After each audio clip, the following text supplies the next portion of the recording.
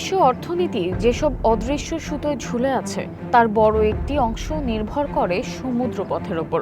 আর সেই পথগুলোর মধ্যে সবচেয়ে কৌশলগত ও আলোচিত দুই নাম স্ট্রেইট অফ হরমুজ এবং স্ট্রেইট অফ মালাক্কা। কিন্তু প্রশ্ন হচ্ছে, এই দুই প্রণালীর মধ্যে আসলে কোনটি বেশি গুরুত্বপূর্ণ? প্রথমেই হরমুজ প্রণালী। পারস্য উপসাগর ও ওমান উপসাগরকে যুক্ত করা এই সরু পথটিকে বলা হয় বিশ্বের সবচেয়ে গুরুত্বপূর্ণ অয়েল করিডোর। প্রতিদিন বিশ্বের মোট জ্বালানি তেলের প্রায় 1/5 এই পথ দিয়ে পরিবাহিত হয়। এই কারণে হরমুজে সামান্য উত্তেজনা বা সামরিক সংঘাতও সরাসরি প্রভাব ফেলে বৈশ্বিক জ্বালানি বাজারে।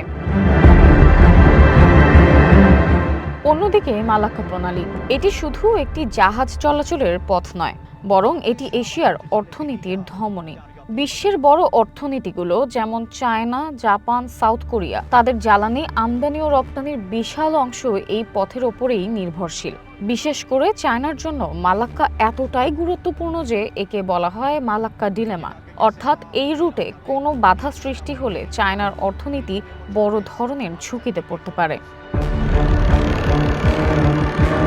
কোন প্রণালী বেশি গুরুত্বপূর্ণ এটি আসলে নির্ভর করে কোন দৃষ্টিকোণ থেকে আপনি দেখছেন তার উপর।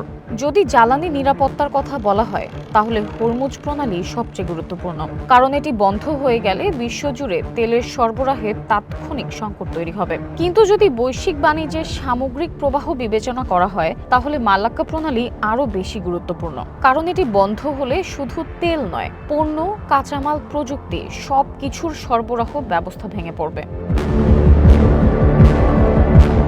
এই দুই প্রণালী তাই বিশ্ব রাজনীতি, অর্থনীতি এবং নিরাপত্তার জন্য সমানভাবেই গুরুত্বপূর্ণ, এবং যে কোনো সংঘাতেই এগুলো হয়ে উঠতে পারে বড় শক্তিগুলোর কৌশলগত অস্ত্র।